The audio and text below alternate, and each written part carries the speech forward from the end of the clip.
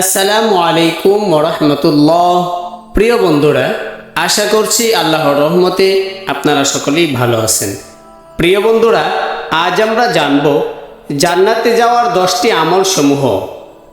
মুসলমানের স্থায়ী ঠিকানার নাম জান্নাত। পৃথিবীর জীবন ক্ষণস্থায়ী, পরকালই অসীম অনন্ত। 2 দিনের এই জীবনে তাই জান্নাতে যাওয়ার প্রস্তুতি নেওয়াই বুদ্ধিমানের কাজ। আসুন ইসলাম নির্দেশিত পথে নিজেকে পরিচালিত করে এই পথকে সুগম ও মসৃণ করি। জেনে নিই হাদিসের আলোকে জান্নাতে যাওয়ার 10টি আমল। নাম্বার 1, ফরজ নামাজ। নামাজ জান্নাতের চাবিকাঠি। জান্নাতে যেতে হলে নামাজের যত্ন নেওয়ার কোনো বিকল্প নেই। রবিয়া ইবনে কাব আসলামী রাদিয়াল্লাহু তাআলা বলেন, এক রাতে আমি রাসূল সাল্লাল্লাহু আলাইহি সাল্লামের সঙ্গে ছিলাম। তার অজুর পানি এনে দিলাম এবং প্রয়োজনীয় কাজ করে দিলাম।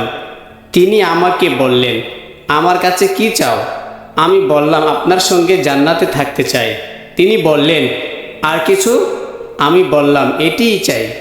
তিনি বললেন, অধিক সিজদার মাধ্যমে তোমার জন্য আমাকে সাহায্য করো, অর্থাৎ বেশি বেশি নামাজ পড়ো। নাম্বার 2, সুন্নত নামাজ।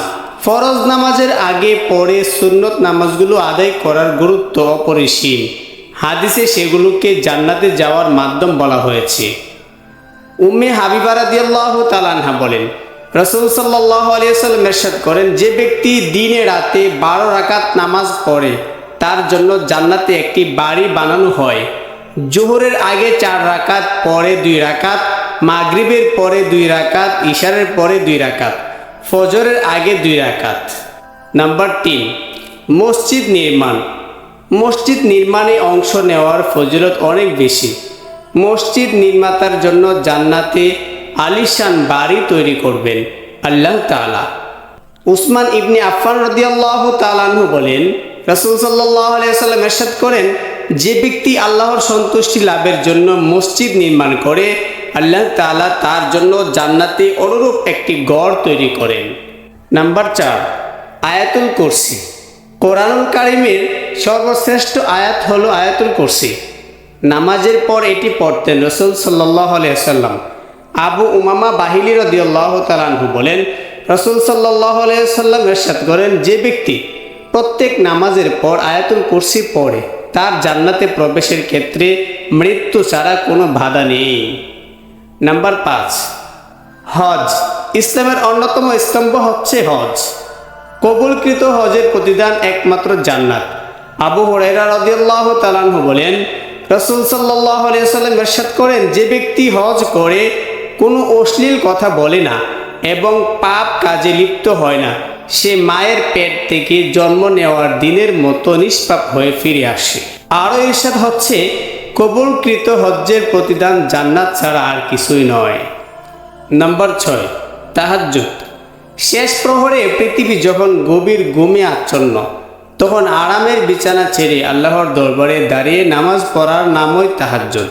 তাহাজ্জুদ জান্নাতে নিয়ে যাবে আমাদেরকে। আব্দুল্লাহ ইবনে সালাম রাদিয়াল্লাহু তাআলা আনহু বলেন, রাসূল সাল্লাল্লাহু আলাইহি ওয়াসাল্লাম ইরশাদ করেন, হে লোক সকল, সালামের প্রসার করো, খাবার খাও, রাতে যখন সবাই ঘুমে বিভোর তখন নামাজ পড়ো, শান্তির সঙ্গে জান্নাতে প্রবেশ করো। নাম্বার 7, কয়েকটি মূল্যবান শিষ্টাচার। কিছু শিষ্টাচারের ফজিলত অনেক বেশি। যেমন উবাদা ইবনে সামিত রাদিয়াল্লাহু তাআলা আনহু বলেন, রাসূল সাল্লাল্লাহু আলাইহি ওয়াসাল্লাম ইরশাদ করেন, তোমাদের পক্ষ থেকে 6টি বিষয়ে নিশ্চয়তা দাও, আমি তোমাদের জান্নাতের নিশ্চয়তা দেব। সত্য কথা বলো, ওয়াদা পূর্ণ করো, আমানত ফিরিয়ে দাও, লজ্জাস্থানের হেফাজত করো, দৃষ্টি সংযত করো, হাতকে বিরত রাখো। নাম্বার 8, এতিমের তত্ত্বাবধান। এতিমের তত্ত্বাবধান করা অনেক সওয়াবের কাজ। এটি জান্নাতে যাওয়ার আমল। সাহাল ইবনে সাদ রাদিয়াল্লাহু তাআলা আনহু বলেন, রাসূল সাল্লাল্লাহু আলাইহি ওয়াসাল্লাম নিজের তর্জনী ও মদ্দমা একত্র করে বললেন, আমি ও এতিমের তত্ত্বাবধায়ক জান্নাতে এভাবেই থাকব। নাম্বার 9, রোগীর শুশ্রূষা। রোগীর দেখাশোনা ও সেবা সমূহ করা জান্নাতি আমল। সাওবান রাদিয়াল্লাহু তাআলা আনহু বলেন, রাসূল করিম সাল্লাল্লাহু আলাইহি ওয়াসাল্লাম ইরশাদ করেন, যে ব্যক্তি রোগী দেখতে যায় সে ফিরে আসা পর্যন্ত জান্নাতের ফল আহরণ করতে থাকে। সুবহানাল্লাহ। নাম্বার 10, সরলতা। সহজ সরল ব্যক্তি আল্লাহর কাছে খুবই প্রিয়। তিনি তাদের প্রতিদান হিসেবে জান্নাত দেবেন। উসমান ইবনে আফফান রাদিয়াল্লাহু তাআলা আনহু বলেন, রাসূল করিম সাল্লাল্লাহু আলাইহি ওয়াসাল্লাম ইরশাদ করেন, আল্লাহ তাআলা সেই ব্যক্তিকে জান্নাতে প্রবেশ করাবেন যে সহজ সরল, ক্রেতা হিসেবে হোক বা বিক্রেতা হিসেবে, বিচারক হিসেবে হোক বা বিচার প্রার্থী হিসেবে। আল্লাহ তাআলা আমাদেরকে জান্নাতে যাওয়ার এই 10টি আমলের উপর সঠিকভাবে আমল করার মতো তৌফিক দান করুন। আমিন।